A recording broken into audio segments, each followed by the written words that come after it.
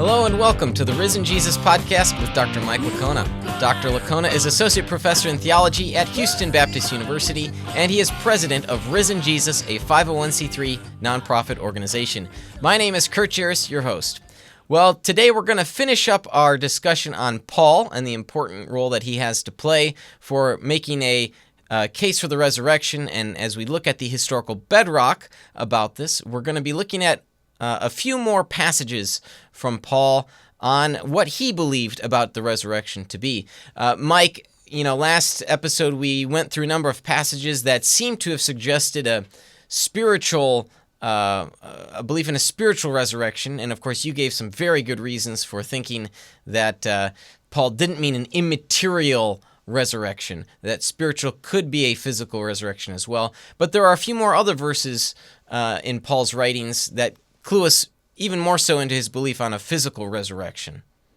Yeah, one of those texts would be Philippians chapter 3, verse 21. And here's how it reads. Christ will transform our humble body to be in similar form to his glorious body, according to the working of his power, even to subject all things to himself. So here he's talking about our humble body. He's going to transform our humble body.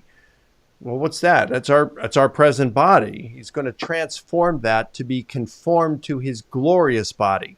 Notice it says he has a body too, right? So, and our body is not going to be exchanged. It's not like we leave this body behind and then get a new one, exchanging one body for another. No, he's going to transform this present humble mortal body to be conformed to his glorious one. So remember, because there are several times, just a few we've mentioned, but there's some others I haven't mentioned, where it says the way Jesus was raised is the way we are going to be raised.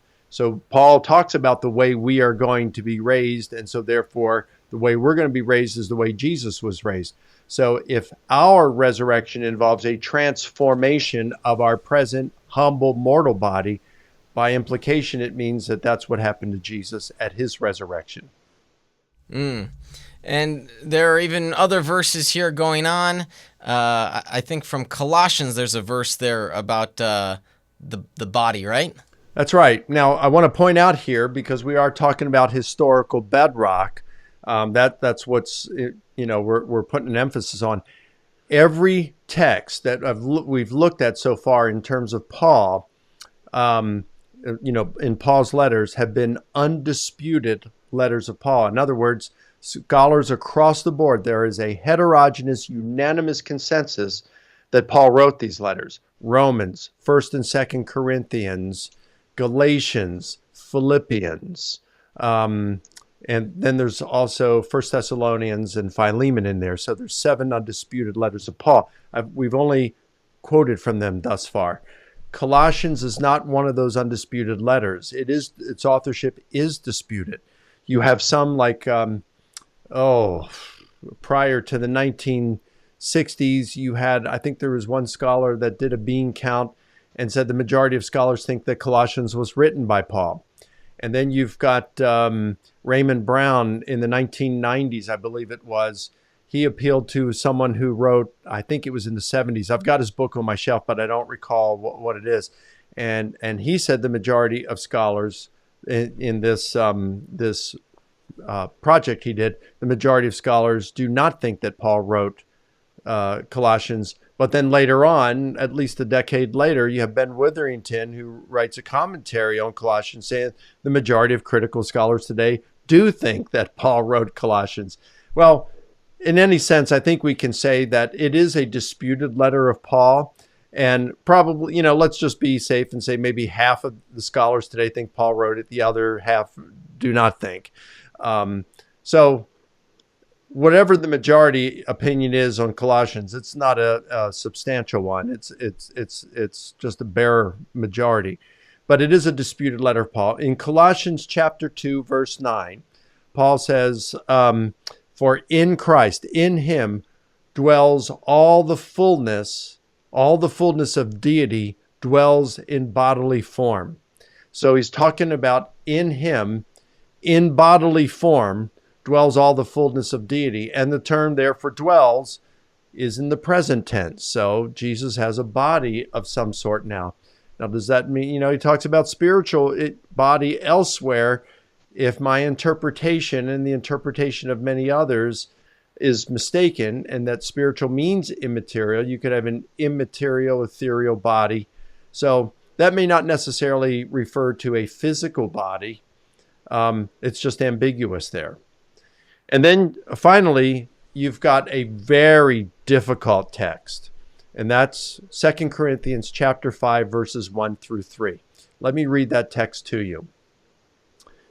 For we know that if our earthly house of dwelling is destroyed, that is our present body, and in the context, Paul talks about his present body wearing out, and from all the time on the road and the persecution, stonings and beatings, etc. We know that if our earthly house of dwelling is destroyed, our present body, we have a building from God, a house made without hands, eternal in the heavens. For even in this we groan, longing to be further clothed by our heavenly dwelling. If indeed, even having taken it off, we will not be found naked. You say, what is that talking about there? It's a very difficult text, and there is by no means any kind of consensus among scholars on what this verse means. If you read the commentaries, the academic commentaries on this, there are a wide variety of opinions on how to interpret this text. What makes it difficult, really difficult, is there is a textual discrepancy, and it's the word ekdousamonoi, which means to take it off. And there is a textual variant, endousamonoi, which means to put it on. And the difference in the Greek word is one letter. It's a difference between a kappa, like a K, and a nu, which is an N in English. And you can understand how in ancient manuscripts, a K and an N, if there's just a little smudge or it's wearing out a little bit, the ink became a little bit light, it could, or maybe the penmanship just made it difficult to read. This is difficult, but that one little letter and the difference in the word makes a big difference on how to interpret this text. And the reason it's important is because if it means to take it off, if it's ekdousamonoi, and Paul is saying to take it off, then he is speaking of an exchange of our bodies. He is in essence saying, we long to be clothed with our heavenly clothing, our heavenly body, because when we take off our present body, if we get our heavenly body, we won't be found naked. In other words, there's going to be an exchange. We're going to, when we die, we will exchange our earthly body. We will get rid of our corpse, and we will take on our resurrection body, which is in heaven. We don't have to wait for the general resurrection for it. We get it immediately upon death. And if this is the case, the problem that creates is Paul in 1 Corinthians talks about our getting our resurrection body, resurrection occurring at Jesus' second coming. 1 Corinthians 15:23, each in its own order, Christ the first fruits, after that those who belong to Christ at his coming. So this would mean that Paul changed his mind between writing 1 Corinthians and 2 Corinthians on the nature of resurrection. 2 Corinthians still probably being written before any of the Gospels. So it would be like the Gospels take Paul's view in 1 Corinthians and, or Philippians, some of these others, but Paul changed his mind by the time he's writing 2 Corinthians. All right. But which word is correct? Ekdousamonoi or endousamonoi? Take it off or put it on? Well, the majority of English translations opt for the word endousamonoi, to put it on, and for good reasons. For one, Paul uses the term when he says we long to be further clothed. He uses the term ependouomai, which means to be further clothed. Paul is talking about not taking something off in that sense. He's talking about putting something else on. So it's not like taking off our shirt. It's like putting a jacket over our shirt. He's being further clothed. So he's not. So that fits more with the endosomnoi rather than the ectosomnoi. Moreover, the ectosomnoi, to put it on, has superior readings in the manuscripts. Are better manuscripts, and more manuscripts have the other reading of endosomnoi, to put it on. The reason ectosomnoi is in our critical Greek text, at least the Nestle Aland one and the United Bible Society one, which uses the same Greek text, is because the translation committee of the Nestle Aland years ago opted for ectosomnoi, with Bruce Metzger objecting. And he said that endosomnoi should be used to put it on because it has superior textual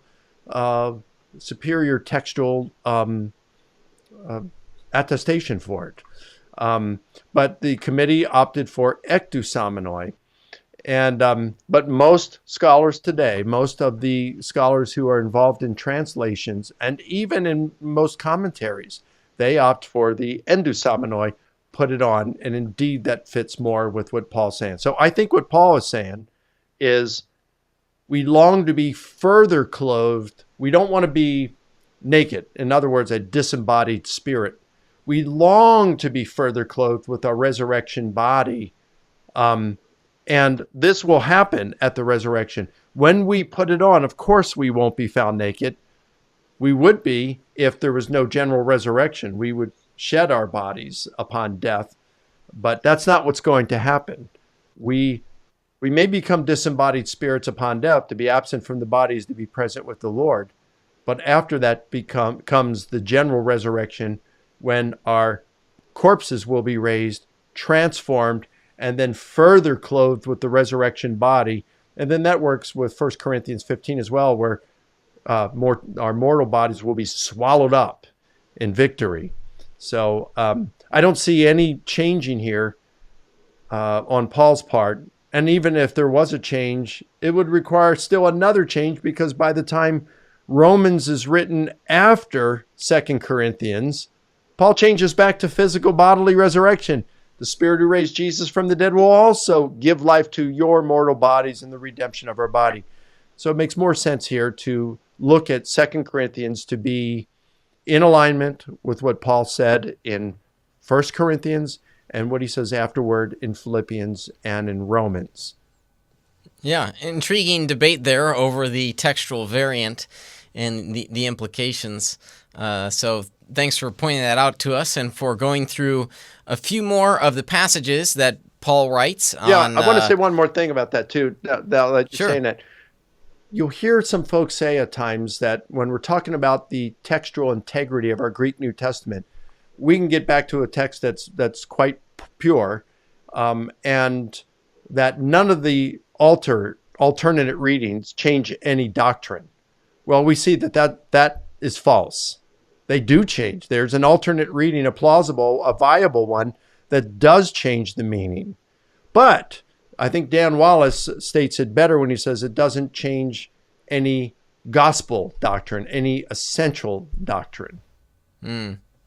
Yeah, it seems like even if it's alleged to be the case that Paul changed his mind here, there's still enough evidence that elsewhere there's this Christian doctrine of the resurrection of the dead, physical resurrection of the dead. So, yeah, this one does sort of cause some concern, though, as we look into it. And, we've gone through a number of passages here about Paul, and, one passage that I don't think we brought up comes from 1 Corinthians 15, verses 12 through maybe 27 or so. I know you mentioned 22, but I've pulled up here verse 12 from 1 Corinthians 15. Now, if Christ is proclaimed as raised from the dead, how can some of you say there is no resurrection of the dead? This passage here, you can't help but read it and come away with thinking Paul is talking about a physically raised person. He's not talking about a spiritually raised person. Some of this language that he's using doesn't even make sense if it's a merely spiritually raised person? Why would people object to a spiritual being, a person being spiritually raised? No, in fact, he's talking about the physically resurrected Christ and the implications therein for the forgiveness of sins. And he goes more into the theology there than maybe you as a historian, Mike, would go into. But I think here this is another passage where Paul's talking about the physical resurrection, and the spiritual or existential view doesn't really make sense. So, well, I think that would be true if he's referring to it elsewhere, but I don't see that as being clear at all or required. Yeah. Yeah, I take it just as sort of an awkward reading if you're taking it as the spiritual view. It doesn't make as much sense. But yeah, maybe again, you interpret these ambiguous, these vague texts, you interpret in light them of clearer in ones. light of the clearer ones, and we do have some fairly clear ones, like Romans 8:11 and 23, Philippians 3:21, and then you've got the 1 Corinthians 15:3 and 4, which is, I think, weakly implied. So through these, I think we do have Paul. The weight of evidence, at least, would I think, pretty weightily tip in favor of Paul thinking of resurrection in terms of bodily, physical material terms. Yeah. Okay, so we've gone through a lot of passages here. Why don't we sort of recap on Paul? How do we survey all the verses we've gone through? And also then, if you could answer, why is Paul so important to historians when we're thinking about the resurrection of Jesus? Yeah, so just let's summarize what we've said covered in these last 3 episodes. Is Paul is really important because he is perhaps our earliest author, and we can get to his views through what we scholars refer to as the undisputed letters of Paul. That is, through letters that are undisputedly written by Paul. He says certain things we can glean from those letters to learn. And we know that Paul had a relationship with Jesus' apostles, those who had walked with Jesus, the leaders of the church, at least Peter, James, and John. He'd been with them. He's preaching the same gospel message they were preaching, and that gospel message involved the death, burial, resurrection, and appearances. Those appearances happened to individuals, to groups, to friend and foe alike. He knew the eyewitnesses. We can get back to those eyewitnesses through Paul and that oral tradition embedded in his undisputed letters. So what did he mean by resurrection? We can see that there were a number of texts in Paul's letters where he talks about, either talks about or potentially talks about an appearance of Jesus to him, but they are vague or ambiguous, too much so in order to get any firm conclusions out of. There are others when Paul talks about the way Christ was raised, the way we will be raised. So when he comes at it from a backward way, we can get it coming backwards by saying, okay, if he thinks that we're going to be raised the way Jesus was raised, let's look. Paul doesn't talk about the way Jesus was raised, but he does talk about the way we are going to be raised. So if we look at the nature of how we're going to be raised at the general resurrection, then by implication, we can see how Paul and the Jerusalem apostles regarded the resurrection of Jesus, the nature of Jesus' resurrection. And although there are a number of ambiguous, vague texts about the appearance and what our resurrection is going to be like, there are a number of texts that do strongly imply that it's going to be physical, material. Our corpses are going to be raised and transformed. We see this in Romans 8:11 and 23, Philippians 3:21, and then weakly implied in 1 Corinthians 15:3 and 4, I believe it is. Yeah.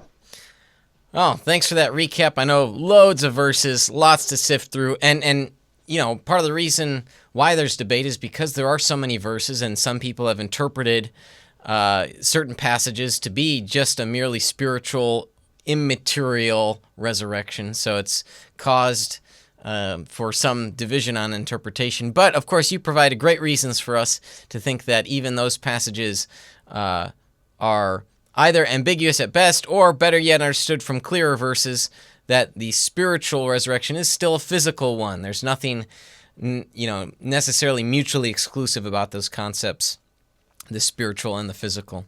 Good. All right. Well, why don't we finish the episode here by taking a question from one of the listeners here.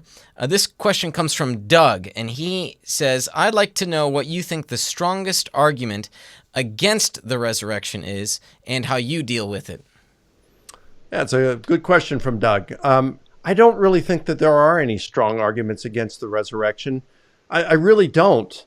But one that comes to my mind that would be one, I think, if my confidence in the resurrection were weakened, I'd probably take this. And that I've never heard someone give it, but it's something that I wonder about myself. Okay, so we've got certain evidence for the resurrection of Jesus. We're talking about it this season. Some of the evidence, the historical bedrock. So, so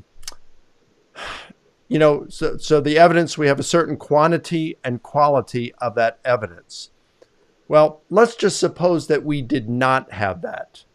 We didn't have any evidence really against the resurrection of Jesus. It's just something that would have to be accepted entirely on faith. Okay, so we didn't have any, you just got, the Bible in one source, let's just say one gospel. All we had was one gospel.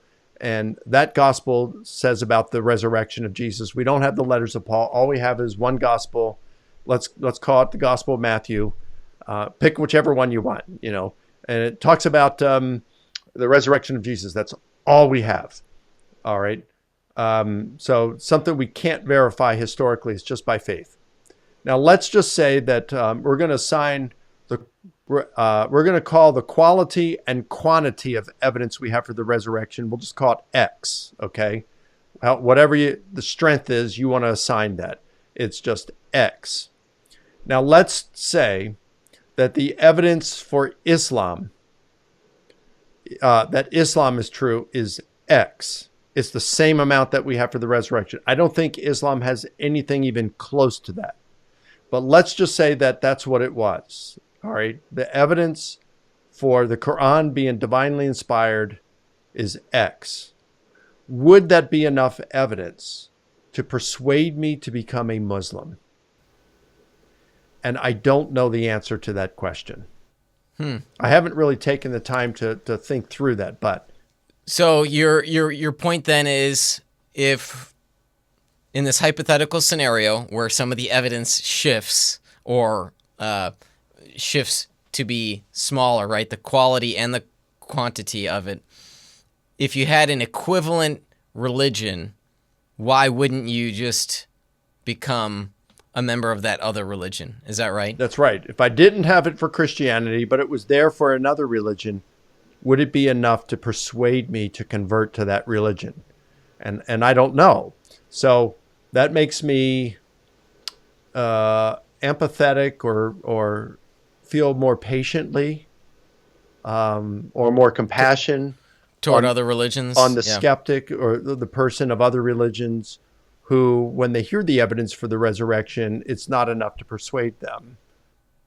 So that's what I think. I would say, at least for me, I would assess as the strongest argument. It's not really an argument against the resurrection because we have the evidence for, the X, whatever we want to say. We have X. Sure. It's just a matter of, is it enough to persuade?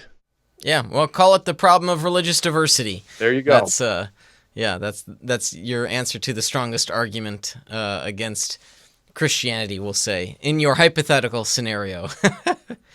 Good. All right. Thanks, Mike, for answering that question and for leading us through those final passages on Paul and his belief about the resurrection. I look forward to continuing on our discussion, looking at other facts from the historical bedrock in our next episode. Well, if you want to learn more about the work and ministry of Dr. Mike Licona, visit risenjesus.com, where you can find authentic answers to genuine questions about the historical reliability of the Gospels and the resurrection of Jesus. If this podcast has been a blessing to you, please consider becoming a monthly supporter. You can do so at risenjesus.com/donate. This has been the Risen Jesus Podcast, a ministry of Dr. Mike Licona.